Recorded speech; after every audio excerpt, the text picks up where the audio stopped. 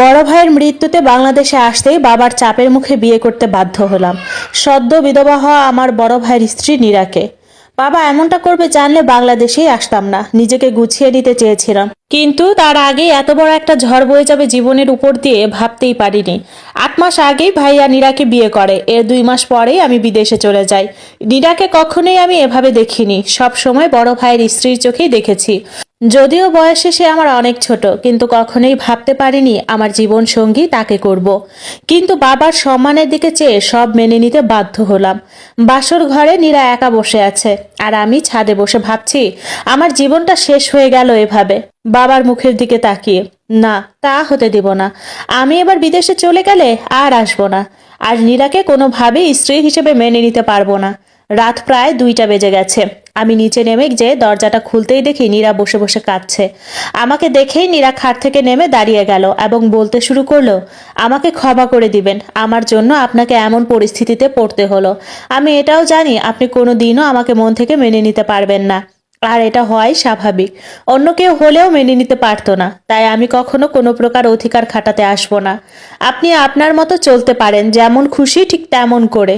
বলেই নীরা খাটের ওপর উঠে যেয়ে এক কর্নারে শুয়ে কান্না করতে থাকলো। আমি আর কিছু বললাম না, প্রচন্ড রাগ নিয়ে বারান্দায় চলে যেয়ে একের পর এক সিগারেট টানছি।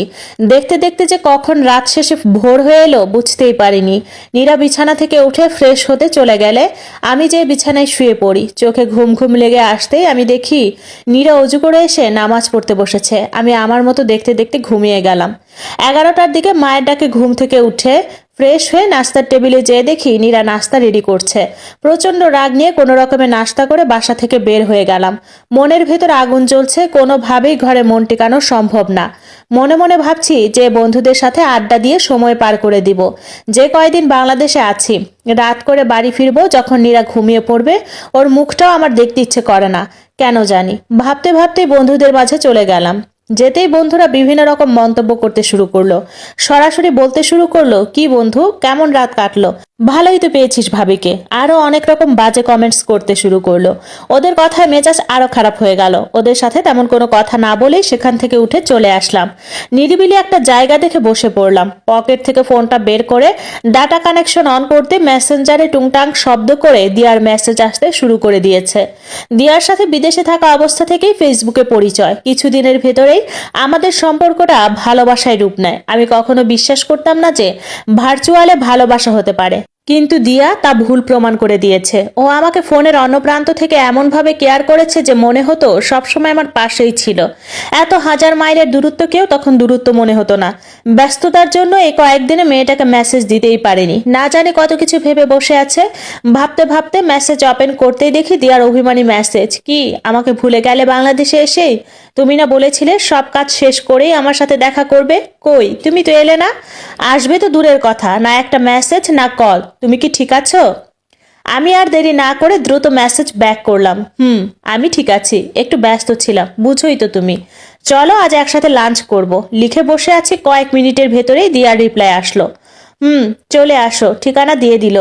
আমি বললাম ঠিক আছে, তুমি আসো, আমি আসতেছি। বলেই সেখান থেকে উঠে রওনা দিলাম দিয়ার সাথে দেখা করার জন্য। মনে মনে ভাবছি, দিয়াকে কি নীরার কথা বলবো? না, ওকে কিছুই বলা যাবে না। কিছুদিনেরই তো ব্যাপার, বিদেশ যেয়েই নীরাকে ডিভোর্স দিয়ে দিব।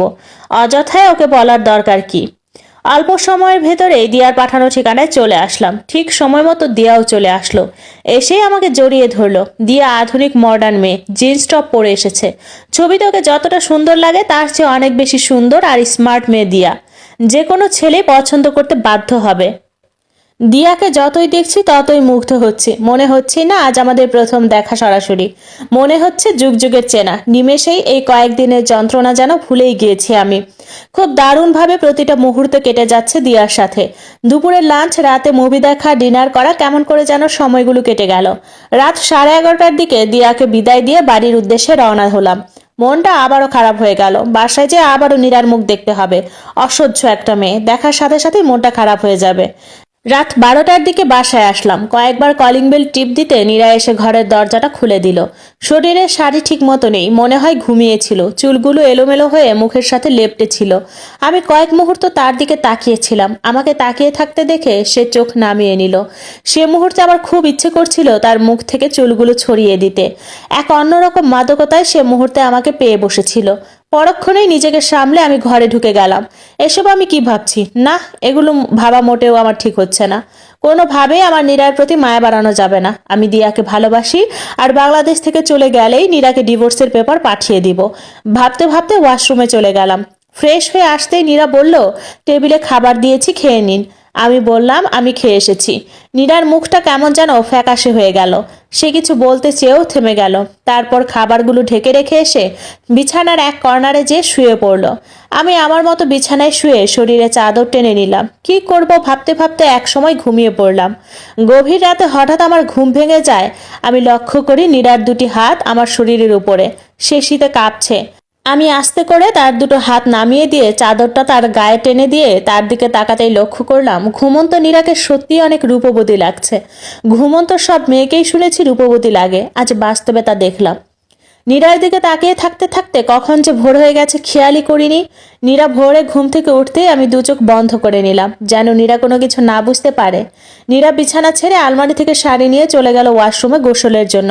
কিছু সময়ের ভেতরে নীরা গোসল করে বের হয়ে আসতেই আমি উঠে বসলাম নিজে ফ্রেশ হবার জন্য। ফ্রেশ হয়ে এসে নীরার দিকে তাকাতেই আমার চোখ আটকে গেল।